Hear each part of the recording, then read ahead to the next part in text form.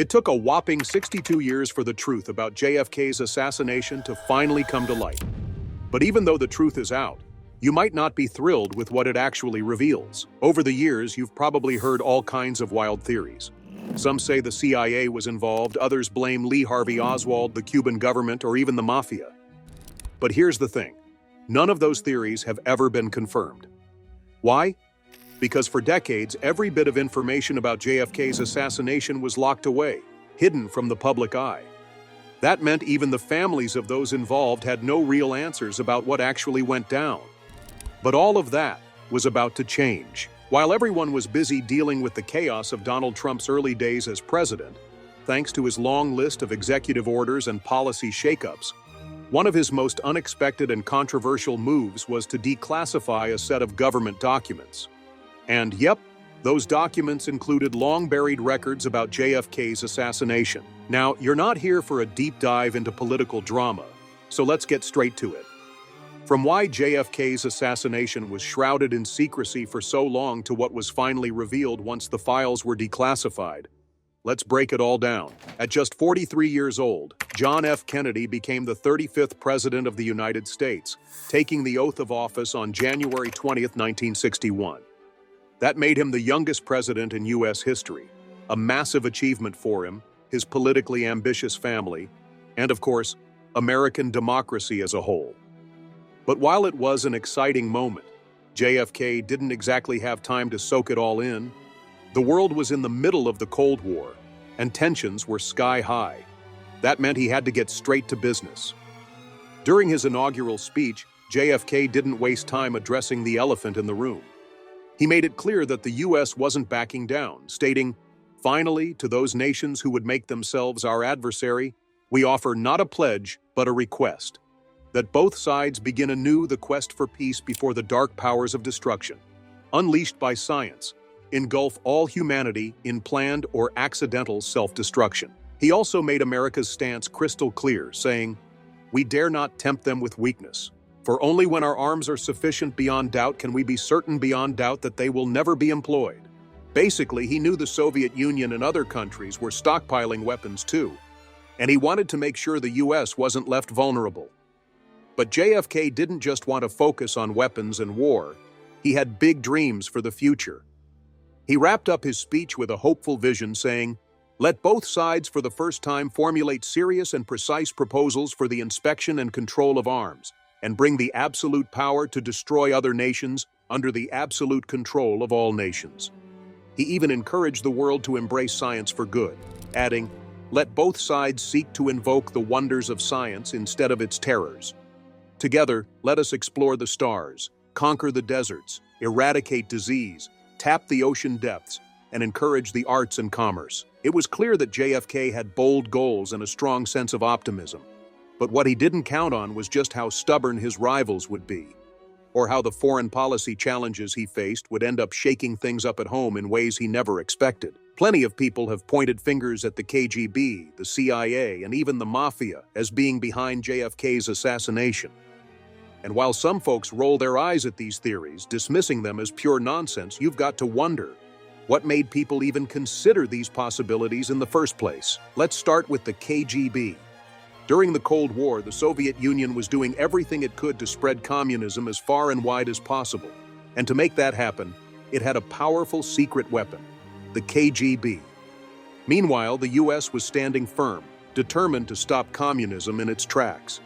That's why the Cold War was such a big deal.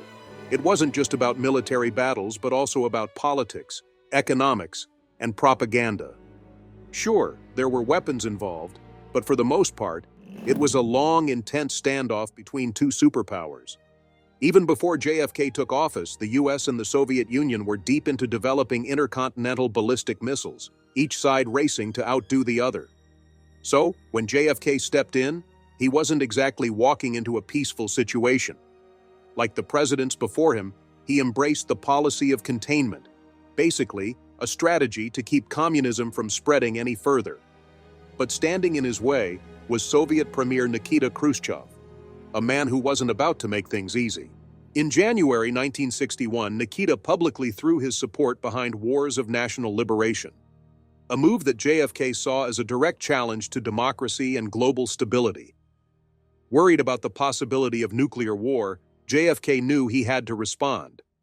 Since Nikita wasn't slowing down his nuclear program, JFK decided to strengthen America's own military arsenal. Even though his predecessor had warned him about the dangers of stockpiling too many nuclear weapons, JFK felt like he had no other option. Fast forward to the Vienna summit in 1961, where JFK and Nikita actually sat down and had a rare moment of agreement. They both recognized the long-term dangers of nuclear proliferation and radiation exposure, so they decided to work toward a nuclear test ban treaty. With a handshake deal in place, JFK returned to the U.S. feeling hopeful. But that optimism didn't last long. Just a few months later, in September, the Soviet Union resumed nuclear testing. JFK was furious. He felt completely betrayed. And at that point, he had no choice but to keep building up America's nuclear stockpile. Even after it became obvious that the U.S. was already ahead in the arms race, the Soviets refused to allow inspections of their nuclear arsenal, making it clear that the treaty they had talked about was never going to happen. And just when JFK thought things couldn't get more complicated, Cuba entered the mix. Before he even took office, the previous administration had cooked up a plan to overthrow Fidel Castro's government. The operation, led by the CIA, involved training a group of anti-Castro Cuban exiles who would invade Cuba and take him down. Even though JFK knew this would create serious tension with the Soviet Union, he had already made it clear during his campaign that he wouldn't negotiate with Castro. So, when he became president and the CIA laid the invasion plans on his desk, he gave the go-ahead. But what happened next was an absolute disaster. The plan kicked off with 8 CIA-supplied B-26 bombers flying out of Nicaragua to take out Cuban airfields. Sounds like a solid strategy, right?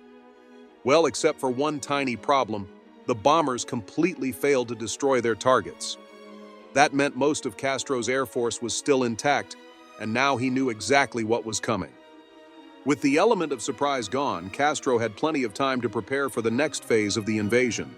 So, when 2,500 U.S. trained anti-Castro fighters landed on the beaches of the Bay of Pigs, they walked straight into a trap. What was supposed to be a swift overthrow turned into a total embarrassment for the U.S., making JFK question just how much he could actually trust the CIA. Castro's Cuban Revolutionary Armed Forces were more than ready to welcome the invading U.S. troops, but not in a friendly way. Without air support, the American-backed force was completely outgunned. In just 2 days, the invasion fell apart. By the time the dust settled, 4 people had died, and the remaining 1,189 were taken prisoner. JFK had no choice but to swallow his pride and negotiate their release. It took Castro nearly 2 years to agree to a deal, and when he finally did, it came with a hefty price tag: $53 million worth of food and medicine. The U.S. had hoped to spark a revolution against Castro, but instead, they'd done the exact opposite. Castro was now an even bigger enemy. The Soviets were fuming, and the world had just watched America fall flat on its face. It wasn't a good look for JFK. Still, he owned up to the failure, admitting, "We got a big kick in the leg and we deserved it, but maybe we'll learn something from it." But behind closed doors, some of his closest allies believed he suspected the whole thing was a CIA setup designed to embarrass him. Oddly enough, it didn't hurt his popularity. If anything, it boosted it. Once Nixon and Eisenhower voiced their support, JFK's approval ratings actually went up. His administration responded by banning all Cuban imports and persuading the Organization of American States to expel Cuba. But this didn't fix things. It only made them worse. In 1962, Cuba let the Soviets secretly install nuclear missiles on its land. Normally, this wouldn't have been such a huge problem, but Cuba's location made it a nightmare for the U.S. These missiles were just 90 miles off the coast of Florida, putting the Soviet Union's nuclear weapons dangerously close to American soil. This kicked off the Cuban Missile Crisis, a tense standoff that nearly sent the world into nuclear war. JFK couldn't just launch an attack on Cuba, because that would likely trigger a direct war with the Soviets. But doing nothing wasn't an option either. If he let it slide, he'd look weak, which was the last thing the U.S. wanted. And to top it off, relations between the U.S. and Cuba were already in the gutter. which made it all too easy for the Soviets to get involved. JFK pulled together a team to come up with a plan. The first idea? A surprise airstrike to wipe out the missile sites. But that wouldn't sit well with the international community. After weighing their options, they settled on a different strategy, a naval blockade. The U.S. announced that its forces would stop and inspect every Soviet ship headed to Cuba. If they found weapons on board, those weapons would be seized on the spot. The message was loud and clear. If the Soviets kept pushing, the U.S. was ready to push back. After some serious back and forth, Nikita Khrushchev finally backed down, agreeing to dismantle the missile sites and allow UN inspections. Just like that, the crisis was over. And JFK? He came out looking stronger than ever. His approval rating jumped by 11%. People loved the way he had handled it. This was JFK's biggest test as president, and he passed with flying colors. Sure, there were other major issues: Vietnam, civil rights, unrest in Latin America, but his ability to keep the Soviets in check had won him respect from almost every direction. Unfortunately, not everyone was a fan. Enter Lee Harvey Oswald. On November 21, 1963, JFK, his wife Jacqueline Kennedy, and Vice President Lyndon B. Johnson set off on a 2-day, 5-city fundraising tour in Texas. It was supposed to be business as usual, but what happened next would change history forever.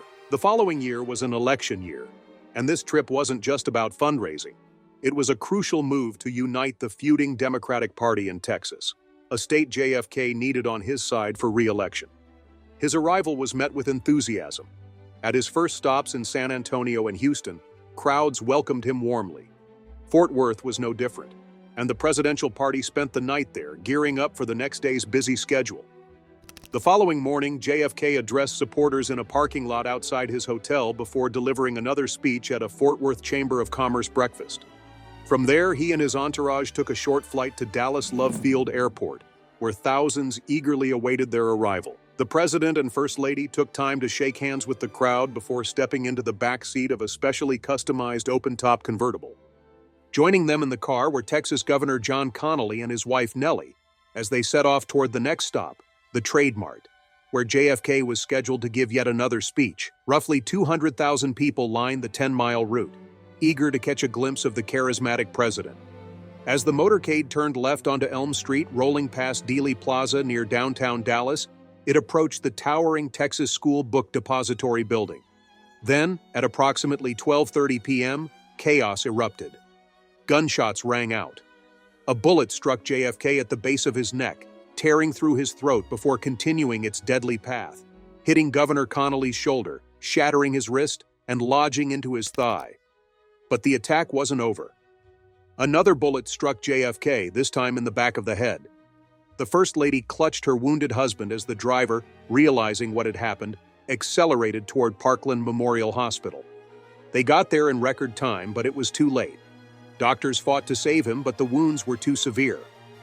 At exactly 1 p.m., John F. Kennedy, the 35th President of the United States, was declared dead. Governor Connally, though severely wounded, survived. The world stood still. An American president had been gunned down in broad daylight. In the next hour, law enforcement agencies swarmed the area, desperate to track down the shooter. Investigators quickly found bullet casings near a sixth-floor window of the Texas School Book Depository, which overlooked Dealey Plaza. A rifle used in the assassination was discovered elsewhere on the same floor. As they took stock of the employees in the building, they noticed two were missing. One had simply stepped outside to watch the president's motorcade pass. The other was Lee Harvey Oswald. Oswald had been working in the building for about a month.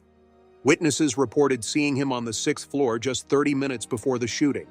Even more suspicious, right after the assassination, the building's superintendent and a police officer had encountered him inside the facility.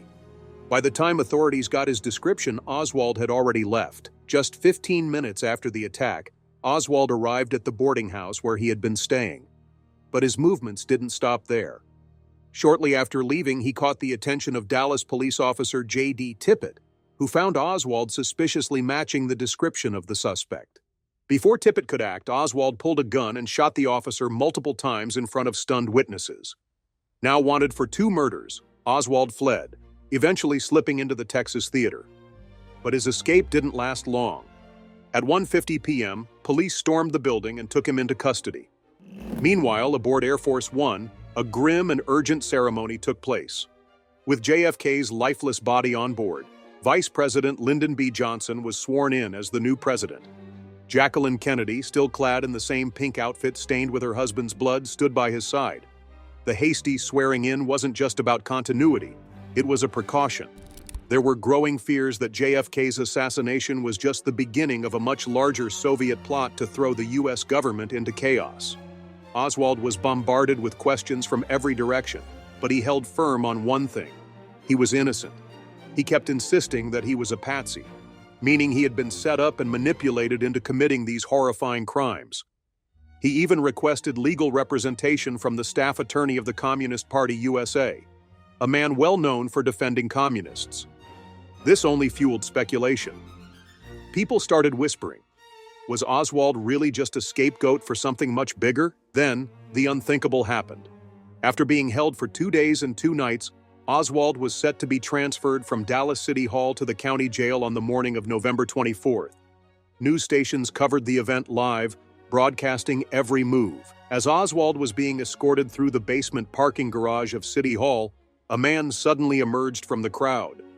Before anyone could react, he pulled out a handgun and fired. The shooter was Jack Ruby, a nightclub owner with deep ties to the local police. The entire assassination played out on live television. America and the world watched in shock as Oswald collapsed, fatally wounded. He was rushed to Parkland Memorial Hospital, the very same place where JFK had died just days earlier. And just like the president, Oswald didn't make it. Ruby later claimed he killed Oswald to spare Jacqueline Kennedy from the agony of testifying at a trial. Whether or not that's true, it didn't change his fate. He was convicted of murder and sentenced to death. However, a Texas appeals court overturned the conviction. Before a new trial could take place, Ruby died at Parkland Memorial Hospital 3 years later. This bizarre turn of events only added more fuel to the conspiracy theories surrounding JFK's assassination. Many, including President Johnson, suspected that there had been a larger plot at play. Johnson believed the assassination was orchestrated either by the Soviet Union or Cuba, but he knew it would be reckless to accuse them without solid proof. To get to the bottom of things, he established the President's Commission on the Assassination of President John F. Kennedy, better known as the Warren Commission. The commission spent nearly a year investigating, conducting closed-door hearings, and analyzing a mountain of evidence. They examined FBI reports, listened to eyewitness and expert testimonies, reviewed JFK's autopsy, analyzed physical evidence, and even performed scientific reenactments of the shooting. After all that, they reached a conclusion. Lee Harvey Oswald had acted alone. There was no conspiracy. But instead of putting the rumors to rest, this only made them worse. Nobody was satisfied with that answer. Questions kept swirling, and as the years went on, more theories emerged. By the time author Vincent Bugliosi wrote a book on the subject, theorists had accused 42 different groups, 82 assassins, and 214 individuals of being involved in JFK's murder. Among the many theories, some Texans believed that President Johnson himself had masterminded the assassination. In their view, he was a power-hungry politician who would stop at nothing to get JFK out of the way. Investigators dismissed this idea, simply stating, "We found no evidence." Then there were those who pointed the finger at the mafia. 3 different organized crime groups even came forward, each claiming responsibility for the hit. But their conflicting stories made it obvious that they were lying. Others believed the KGB had orchestrated it, though the Soviet Union released an official statement denying any involvement. And then, there was the CIA. For years, the agency fought tooth and nail to keep the final JFK assassination documents sealed. Many believed they were trying to cover up their own involvement. What were they hiding? Some suspected they wanted to keep their Cold War operations secret. Others believed the files contained details about Lee Harvey Oswald's activities leading up to the assassination, possibly even links to international espionage. Even today, thousands of documents remain classified, and sifting through them for answers is an ongoing challenge. The mystery surrounding JFK's assassination remains one of the most significant and hotly debated chapters in American history.